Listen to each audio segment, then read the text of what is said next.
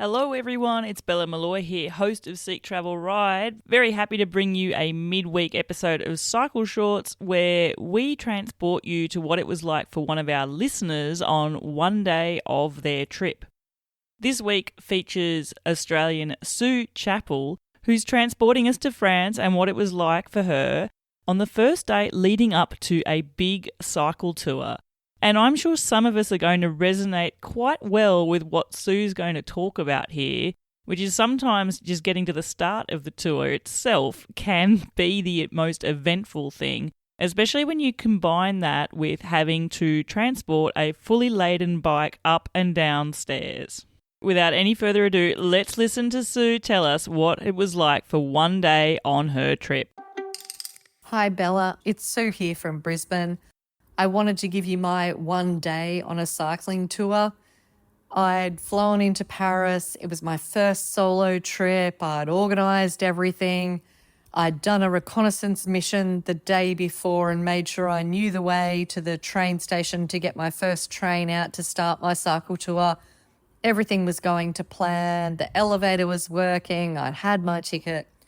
The next morning I got up and I packed the bike and oh my goodness, those wobbles.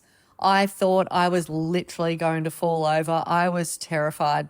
I rode the route that I'd planned the day before and all of a sudden there's a market in front of me and I got so confused about where I was.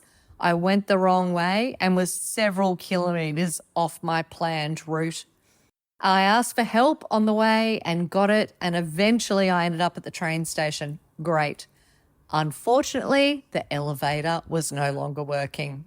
So I saw the escalator and I thought, I can do this. It's fine. It's just a solo bike loaded. I can do this. I wheeled it on and like in true comedy fashion, something you'd see in the movies, the bike and I were laying down on that escalator. And the whole gadunk all the way up.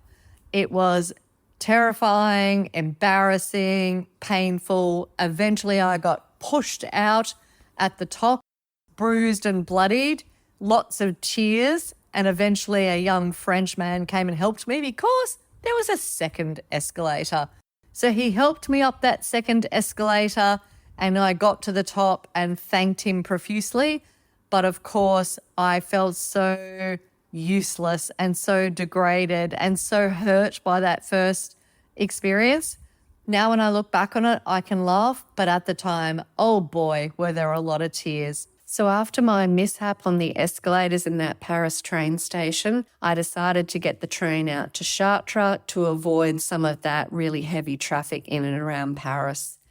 It was quite an easy train ride, wheel the bike on, wheel the bike off. However, when I got off at the other end, of course, no escalator, no elevator, just lots and lots of stairs. With the bike alone being 14.5 kilos, let alone all the gear I had on, I had to unpack the bike. It was the only way I was going to move it across those stairs and get to the platform I needed to be on to actually exit the train station.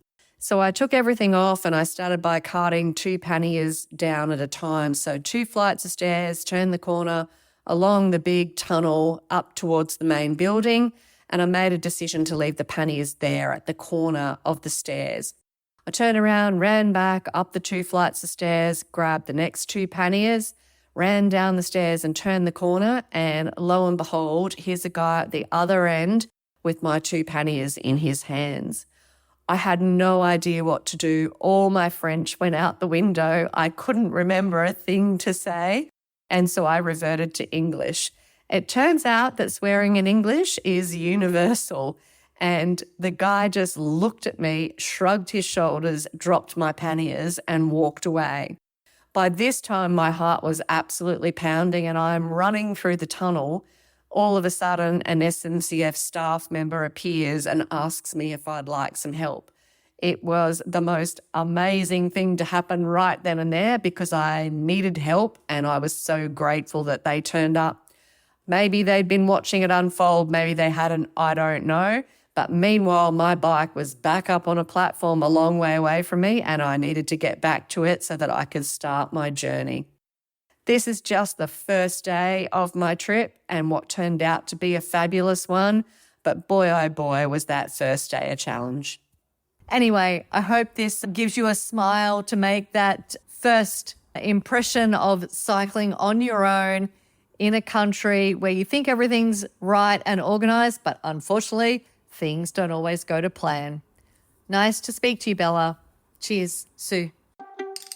Thank you so much, Sue, for sharing your experience of what occurred to you on that day. My goodness, not one, but two incidences at two separate train stations. I'm so happy that your panniers didn't get stolen and that you found some helpful members of staff as well. Many of you know I do live here in France, and I have definitely taken my fully laden touring bike on trains to connect places that I want to tour to. It's a great service, but it does come with those little problems that you need to navigate. Getting on and off platforms is often stairs or escalators, and doing it with a fully laden cumbersome bike can be really problematic. Something that I distinctly remember actually was getting to, I think it was Bordeaux train station, and the lift I do believe was not in service, or maybe there just wasn't one there at all, and had to make my way down a lovely steep staircase to get off the platform. And I was just thinking, this is going to be impossible. My husband was ahead figuring out how to do it with his bike. And of course, it is that scenario like Sue was mentioning. You can take one bike and go to another one, and then you just have to hope that someone's not going to be stealing your gear at the other end. Anyway, a helpful member of staff sort of came up to me, saw what the problem was. I asked, was there a lift? He shrugged his shoulders and then looked at the situation, looked at me with the panniers and the bike, looked at the steep staircase that I had to descend, shrugged his shoulders in a very typical French fashion, just went, bon courage. Needless to say, obviously I did navigate on and off there, but it is something that you've got to think about. And if it's anything this show has taught me, it is that now I am just going to reach out to what appears to be the kindness of strangers, scan a platform and see if I can get assistance next time as well. I do wonder how many of you have listened to this story and have triggered in themselves a memory of a similar situation as well. If this has, definitely get in touch and tell me what happened for you.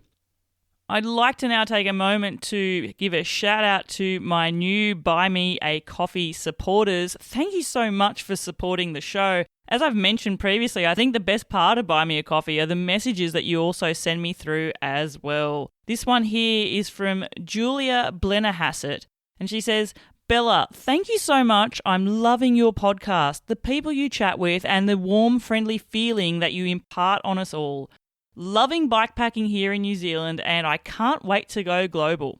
Oh, Julia, you need to keep in touch with me. I need to learn more about your bikepacking adventures there in the beautiful country of yours in New Zealand. And if you do go global, my goodness, perhaps there's a future episode of Seek Travel Ride in the making for you as well.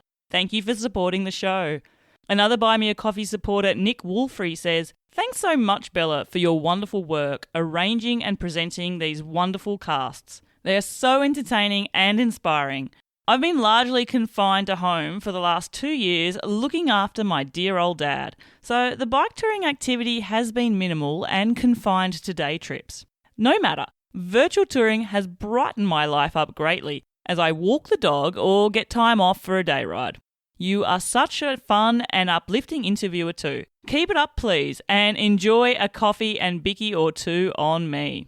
Thanks so much, Nick. I'm really happy that these episodes are providing you with enough wanderlust and inspiration to, as you say, go virtual touring far away from your situation and transporting yourself to these experiences of my guests as well. It's good to see that it's having that effect on you because with each and every interview, that's exactly what's happening to me as well. And of course, you've listened to enough episodes to know food gets mentioned so much that of course I'm going to have a bicky or two with my coffee, perhaps even a piece of cake or, because I'm in France, a croissant. Thanks so much for supporting the show. If you'd like to support the show, the best way you can do that is to click the link to buy me a coffee in the show notes.